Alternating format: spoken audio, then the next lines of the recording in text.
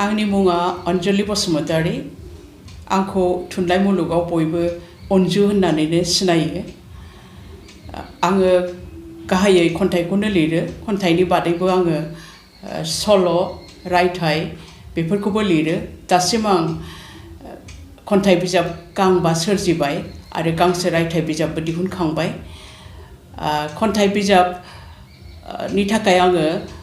2016 मायथाइयाव साहित्य एकाडेमि बान्था मोनखांबाय खन्थाइ बिजाबनि मुङा आं माबोरै दं दासों दा दिनै जोंहा जोबोद मोजां खौरां दङ मानो होननानै बुङोब्ला जोंनि बे क'क्राझार हालामाव मोनसे गिदिर फोरबो खुंनो थांगासिनो दङ क'क्राझार थुनलाइयारि फोरबो बे फोरबोखौ नभेम्बर दाननि 14, 15 आरो 16 अक्ट'आव खुंनाय जागोन क'क्राझारनि कालचारेल कमप्लेक्सआवनो खुंगोन आरो बानजायगिरिया जादों बड'लेण्ड हायुङारि गौथुम आरो बेयो बुंनो थाङोबा बेयो मोनसे गिबि खेबनि थाखाय बे क'क्राझार लिटारेरि फोरबोखौ खुंनाय जागोन आरो बेयो मोनसे बुंनो थाङोब्ला गिदिर मोनसे हाबाफारि आरो बेवहाय गासै 100 रावनि खन्थाइगिरिफ्रा बेयाव बाहागो लागोन जोंनि आसामनि एबा जोंनि बड'लेण्डनि एबा सा सानजा भारतनिल' नङा गासै भारतनि गुबुन गुबुन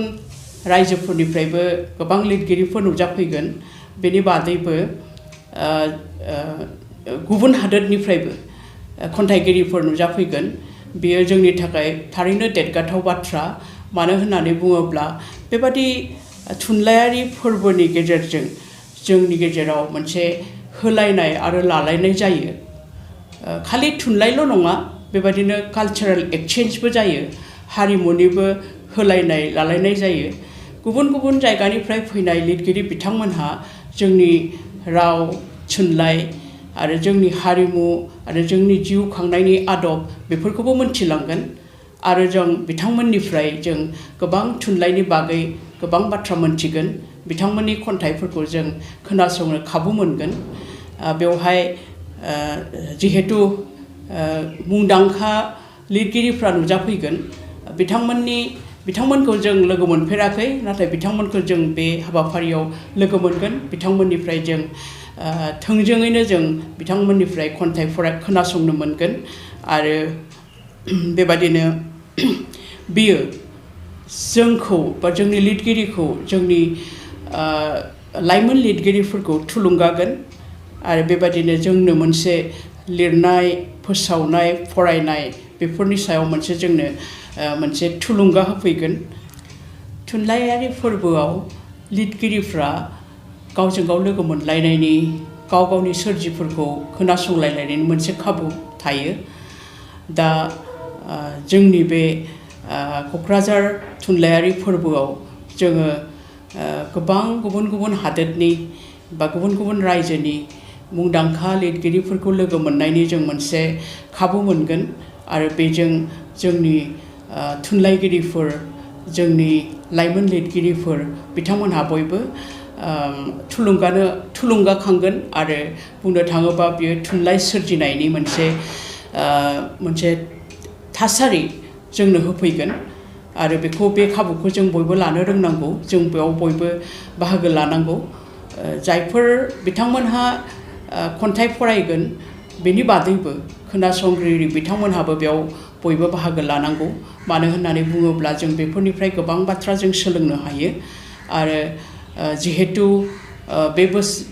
बेनो गिबि खेब क'क्राझार थुनलाइयारि फोरबो इयुनावबो बेबायदि फोरबो जाबाय थागोन होननानै जों मिजिंथिबाय आरो बे फोरबोनि थीमा जिहेतु गोजोन आरो अनलायनायनि थाखाय खन्थाइ बेनि थाखायनो जों सानो जे बियो जोंनि गेजेराव माने खन्थाइनि गेजेरजों जोंनि गेजेराव बे गोजोन आरो अनलायनाया गोसारगोन होननानै आं फोथायो मानो होननानै बुङोब्ला खन्थाइगिरिफ्रा बा लिरगिरिफ्रा समाजाव मोनसे बिबान बानो P.B. Shelley मुंदांखा खन्थाइगिरि बिथाङाबो बुंलांदों दि poets are the unacknowledged legislator of the world. दा बेखायनो आङो बयखौबो रायजो राजाफोरखौ बा थुनलाइ मोजां मोनग्रा रायजो राजाफोरखौ बे क'क्राझार थुनलाइयारि फोरबोआव बाहागो लानो बयखौबो हांख्रायहरबाय। गोजोन्थों।